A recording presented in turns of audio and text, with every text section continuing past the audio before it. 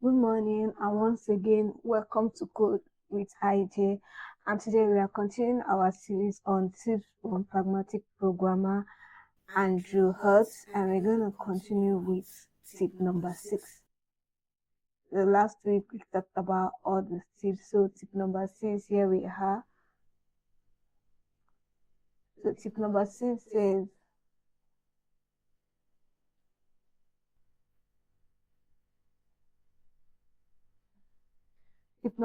says, remember the big picture. So whenever you are doing a project, remember that there's a big picture you want to achieve. Each of those codes are like, they are actually modules or functions, or we can call them, they are small part of what make the big piece. So for instance, when you're baking cake, you remember, oh, each layer it emphasizes on the big picture of, maybe the cake is gonna have three layers. One is gonna be strawberry, chocolate, and vanilla. But each time you place a layer among each other, or each time you start decorating the cake or whatever you are doing in the cake, you always have a picture frame in your back of your mind, or you have already drawn it down, or you're looking at it on your phone on how the big picture will look like. That's the same way with coding. So whenever you're building a project, remember there's a big picture. Remember there is something you trying to achieve with all those small particles you're putting together. So don't forget the big picture. You can write it down on a note. You can put it on your phone, but always code with the big picture as a reference in your mind. Tip 7 says make quality a requirement. Some of us, we just want to achieve the tasks. We just want to, oh, let it be done, oh, completed, done, but we don't talk about quality. We don't ask ourselves if this is being used by 100 users, if this database is being used by 1000 users, is it going to break? How is it going to react? So you have to always make quality a requirement.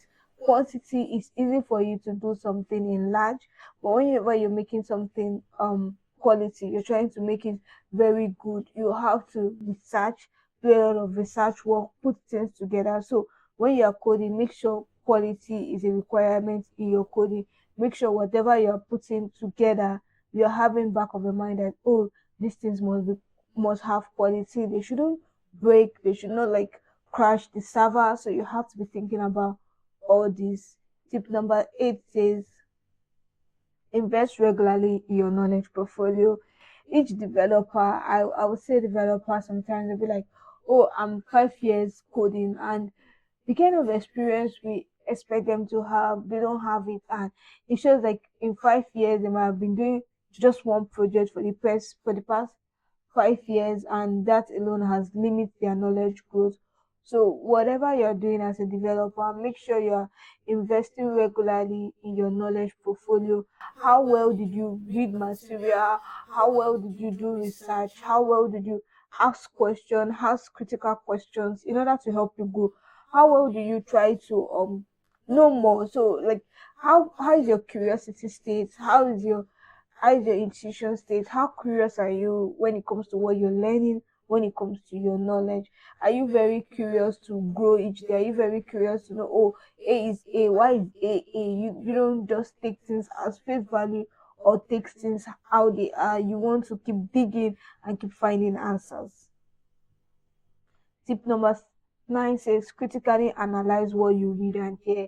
Don't take everything for what is being said. Don't say, oh, in code with IJ. IJ said A is um Elixir is immutable, and so that means each value you pass in Elixir is a standalone value, so it cannot be updated except you find a way to do a pipe operator, or so the newest value it sees is what that particular variables accept. So don't take that knowledge and you put it into your code, and every time you just keep going with that knowledge. You don't ask yourself questions. So prove what I just said is true to your own self, because whatever you prove to yourself, you don't have doubt about it. You know, oh, you have critically analyzed it. Because for you to prove something to yourself, you have to analyze, you have to ask questions. So don't take whatever you read or hear as the face value. Deep further, try to know why the person says so, or what makes it like that. So tip number 10 says is both it's both what you say and the way you say it. So whenever you're building something or whatever you're giving a project, know that whatever you say and the way you say it really, really matters. So for instance, if someone says, oh, I want this code to be arranged in a very ascending order. So the way they say it and what they say at that point in time matters. They say they want the code to be arranged in a very ascending order. And the way they said it very strictly. That means it's a requirement, meaning that there is no there's no going back. It has to be arranged in an ascending order. So you have to know what people say and the way they say it. So you know when a business policies is a requirement, or when it's something that, oh, you guys, it's up for discussion and you guys can discuss about it and find out that, oh, I don't think this should work this way. But whenever you're telling somebody you don't think something should work that way, make sure you have done your research and you know how you think it should work. So don't come up and criticize a problem or state a problem without trying to offer a solution. So it's both what you say and the way you say it. It's really, really matters in your programming journey. So stick with us on Friday. Every Friday, we're going to be giving tips from this book we read, Pragmatic Programmer. So thank you today for thank you today for staying through the end of this video.